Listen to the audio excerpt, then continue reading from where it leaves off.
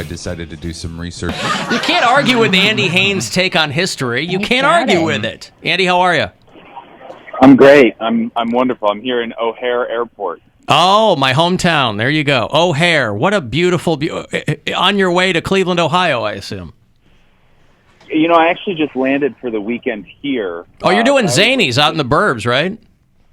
Yeah. And then I'm going to be in Old Town tomorrow, but I always love to land and just kind of hang out in the airport for a couple hours, get to know the place. Yeah, of course. That's the best way to do it. Andy Haynes is in Cleveland this weekend to do one show, Sunday night at Hilarities. It's a 7 o'clock show with young Bill Squire on the bill as well. Not that young. And there's no way to quantify this, Andy, but I think of you as a very underrated comedian. I think you're very funny, and that's kind of why I wanted to talk to you and pick your brain a little bit. Would you agree? Would you agree with that assessment that you're a wildly underrated comedian? Completely. Yeah. Yes. I think I've been wrong. Yeah, right. And you're taking your revenge out on an unforgiving world, I hope. Exactly. Yeah. I was supposed. Go ahead.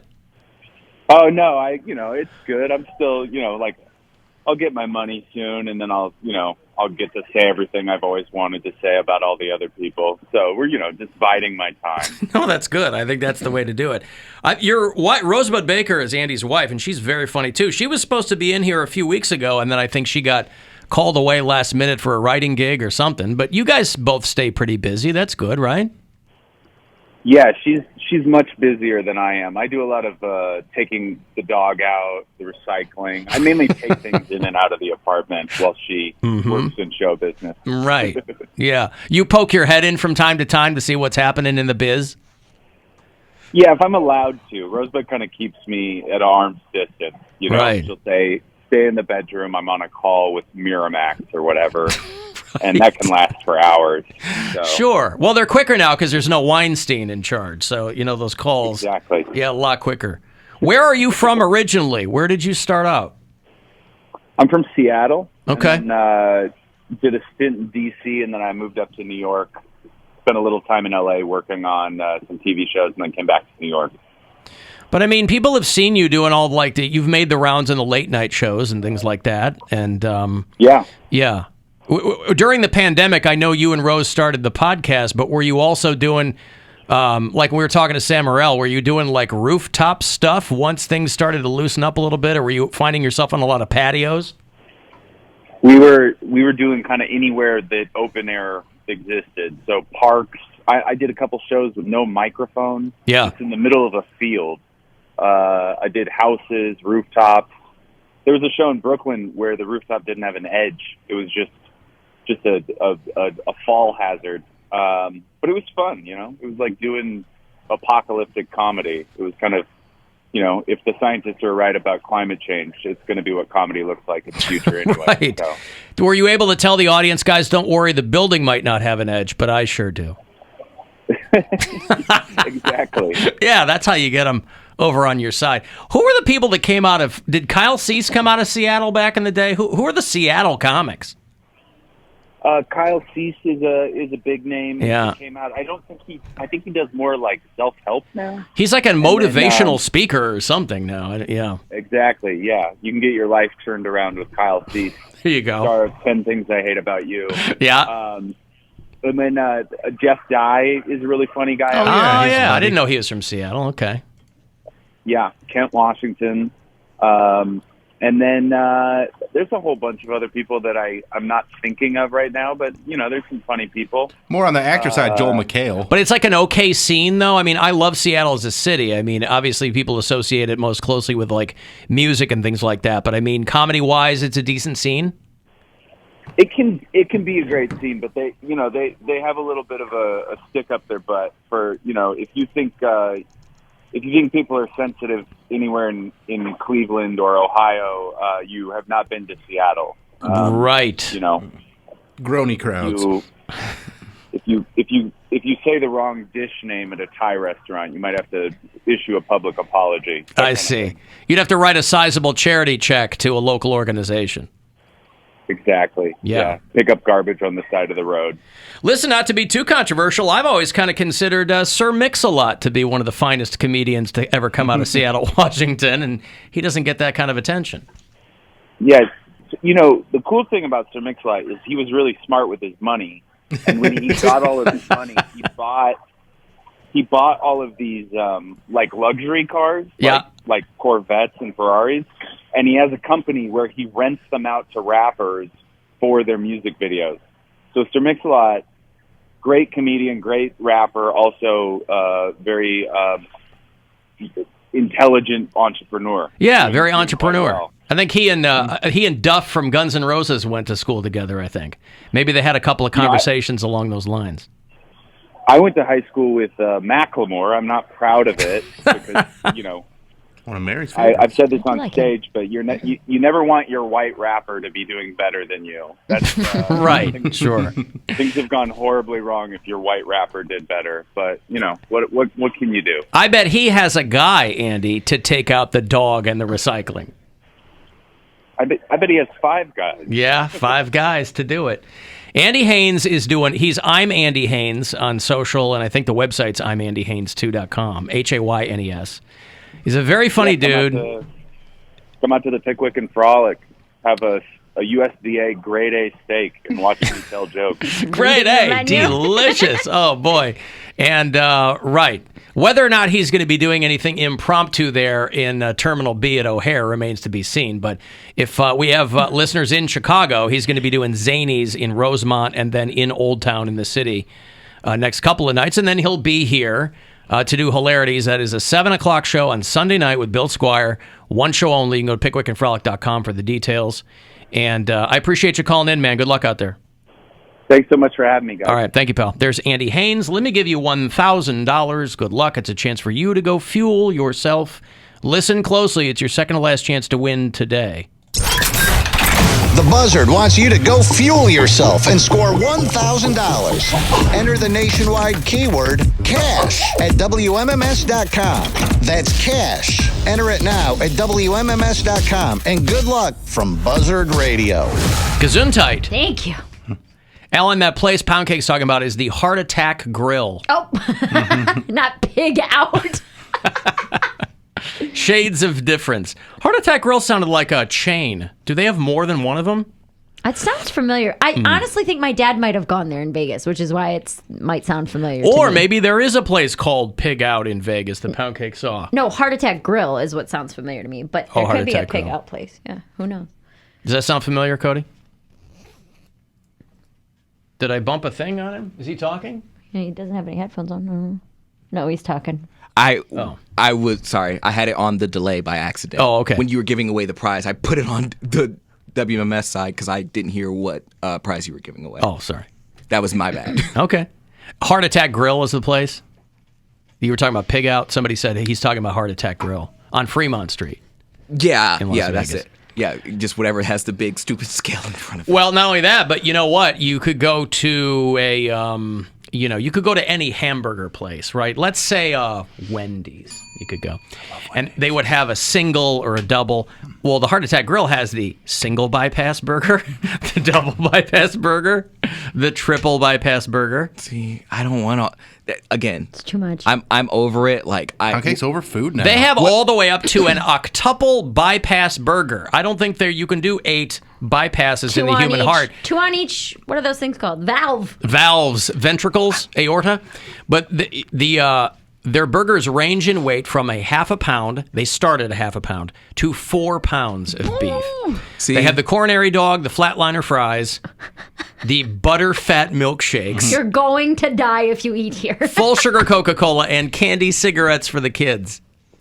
I love it. Patients, in quotes, who are unable to finish their meals are subjected to spankings delivered by one of the Heart Attack Grill's attractive nursing staff. Oh, that must be fun to be a waitress there, putting your hands on fat people's asses all day long. there was something to it just felt weird having everything at your disposal. Like anything I wanted was within not even a quarter of a mile walk, like just a walk down the strip. Like I can find, if I wanted ice cream, I had ice cream. They had a 24-hour Subway. They had a White Castle right there. They had the breakfast place that was open pretty much all day. You could get all day breakfast. But when I went down there for breakfast, everyone else was eating, waffles and French fries. I got chicken parmesan for breakfast. Were you drunk? I didn't want like waffles or whatever. I was craving something. I wanted like food. So it literally was like maybe 9 o'clock in the morning. He's a dinner for breakfast guy. And I was like, chicken parmesan. And I was like, do I have to order breakfast? They're like, no, dear, you can get whatever you want. I was like, all right, I'll get the chicken parmesan. So literally everyone has like everything doused in syrup. I still have like my mimosa sitting there, and I had chicken parmesan. He ate marinara sauce and orange juice that day. I did. Man. And it's his vacation. Let him vacation how he wants to. Want. I was so excited to go to like White Castle. I'm like, why am I excited to go to a White Castle? Why were you excited to go to White Castle? Just because it was there. Now, mind you, just because something's open 24 hours doesn't mean that it's convenient. I went to this stupid Subway inside of our hotel. It was $18. Wait, no.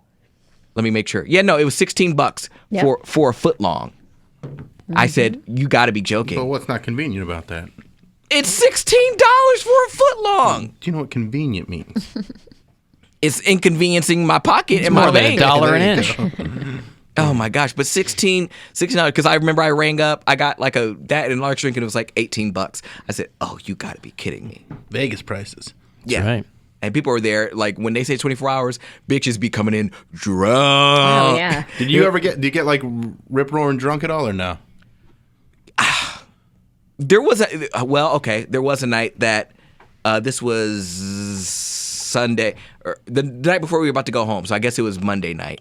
I got smashed because I was like, this is our last night in Vegas. Always great to be hungover for a flight. Yeah. Yeah, they had a whole day because they were doing a red eye. No, it was the night. So I guess this was Sunday night. This was after the Grand Canyon trip. It was our last physical night there, not the night that we're flying home. So Your last full night. Yeah, I had the whole day to like recover. So I got super drunk. I drank everything, and then they had like, again, extra disposal, just dispensaries everywhere. So I was like, you know what? I'm in Las Vegas. I don't have to have a medical card. Let me go buy some pot. That's edgy. Let me go buy some pot. And so the guy saw a sucker walking in. He could spot a sucker a mile away. So literally, he gave me 4 joints, and it was like $70. And I was like, you know what? It's Las Vegas. Whatever. Joints. Wow. They weren't even old blunted. school. Because I They're wanted CBD though, right? They were. I mean, it was weed, but like okay, because a lot of the dispensaries, they can't have them on the strip, Right. like the real THC dispensaries. They're like the token they give you at the So casino to get you gambling. Yeah, so they have all the CBD dispensaries. Like well, far as I know, it was pot. But then again, what do I know? They had, because he was trying to get me to have one of the cartridges. Because that's what I actually asked for edibles. I said I want an edible because I want to trip out and go to bed and be like, oh, this is so much fun. You don't know what you don't know until you know it. They did not have any edibles. He was like, but I could give you a cartridge. I was like, I don't want a cartridge because I have to fly home Sounds tomorrow. like a guy that was selling stuff out of his suitcase, just stuff he had. No, they had a store. It was a whole. They didn't have edibles at the dispensary? Maybe it wasn't. Like I don't Bill think said. it was because on Fremont. This is on Fremont. Yep. Yeah, I don't think there's any like actual dispensaries. Okay. There. This is just a I'm guessing convenience this is store probably that sells a CBD joint. So see. I bought some CBD joints. So again, sucker a mile away. I was like, I want to buy some pot. I was like, do you guys have pot here? No, I just asked for edibles, and he was like, well, I have these cartridges. And I was like, cartridges, like I'm not going to be able to take with me home. He's like, oh yes, you can. And I'm stupid, but I'm not that stupid. I don't want to test my luck. I know plenty of people that have gotten, cartridges and weed through TSA, and like they just have no care in the world. I'm not that person. They don't care. I'm paranoid by nature, and I don't care if they don't check your bags on the way back to Cleveland. I don't care if that's the case. They might check my bag. They might smell me. No. But it's not illegal where you are. It is legal. So that'd be like saying I can't bring a Coca-Cola with me. Like you can absolutely put it. Well, he's in talking your, about bringing it back. I'm saying Yeah, you could but put it in your in the your airport, bag. they're not And they checking don't care. for it. Yeah. Oh, in They're the checked not bag. looking for In the weed. checked bag, right. Yeah, they're not looking for weed. And then here again, here's my mom. She's like, why didn't you buy one? She's like, you could take it back. I said, you're siding with them. I was scared. So Oh. You're siding with them. What do you think is going to happen? You're on the I'll get CBD arrested or joint something. guy's side. Arrested in think- Vegas. You think? no, not in Vegas. When I get back to Cleveland, I have a cartridge they're in not- my bag. And it's also decriminalized here. You can't get in trouble for having it. And they don't check your bag when Yeah, you get your back checked here. bag. Well, that's what the guy said, and I didn't believe him. I thought he was just trying to sell me a Oh cartridge. So I just I was like, well, what do you have blunt wise? So you got any blunts or anything? He's like, oh, I got these joints. He was like, you want what is it? The sativa or what's the other one? Indica. Indica. And I was like, whatever gets me high. And that's what I told him. He said, well, he was like, we're selling these. There's one for 40. One for 40. A joint? Yes. He said one for 40, or you can have all four of these for 60. He's like 1 for 40, 2 for 85. That's my deal today. He was like, and I was like, man. He was like, and I'm not going to let you buy one. He was like, that's just robbery. I'm like, so you're going to let me buy 4 for 60?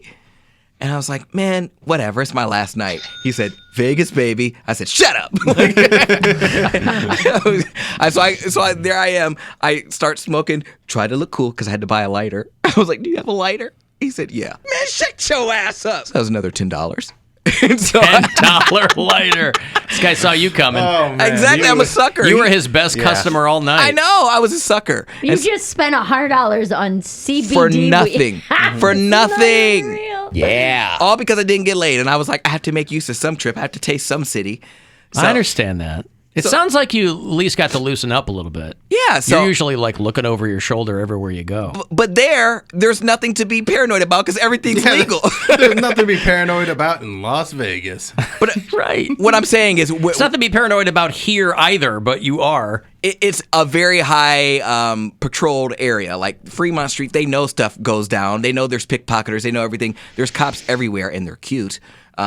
They're aware of it. But they're also probably not. They're giving people a wide berth. That's BERTH, Bill. Yeah, Giving people. They're not busting people. You don't see people up against the wall in cuffs every 5 seconds in Vegas. True, but again, this was my last night, and I had survived this far, so I'm like, I'm just gonna dance in the streets with my blunt because I can do that. No one's gonna. So I took one out. My cousin was talking to a guy, and he was like chilling. I was like, "Hey, you smoke?" He's like, "Yeah, I smoke." So I gave him one. So I'm down to 3 Paying it blunts now, forward. Mm-hmm. or joints, whatever. And so I had 2. So I was like, well, I'm not gonna go to bed without smoking another one. So I smoked another one. And then I just kind of like laid there, and I was like, I don't feel anything. You should not be the way that you describe hitting the pen that makes you drool on yourself. It should have been an indication that you smoked an entire joint and didn't feel anything. That guy stole your money, bro. He sold you oregano. The heart attack grill. You have to put. They make you wear a hospital gown. I went to the heart attack grill. This guy says, and they did not have a hospital gown that would fit over my shoulders, so they didn't let me in. The website on this place is bonkers. That this place has gone viral on a number of occasions because a guy named Blair River, who was a comedian, used to do their ads until he died at age 29 from pneumonia. And then it says, which was complicated by his 570-pound body weight. Yeah, usually you don't die from pneumonia when you're 29, when you're in, And then a patron suffered an actual heart attack on the premises. And this place still is open, though. Like, none Yeah, of because that you probably closed it signed down. something. Yeah, it's still there. Wow. They've had more than one confirmed heart attack. Yeah, because nobody in great shape in the first place is going to the heart attack grill. Right. But you got girls walking around in, Jesus, this 8 patty burger. Does it look good at least? It's like this tall. Like, it would be tall enough to ride some rides at Cedar Point. I got a break. I'm running late here. If you want to text for something, 35192. You can get to us at alancoxshow.com. Listen anywhere. You can leave us messages as well on the iHeartRadio app. The Alan Cox Show.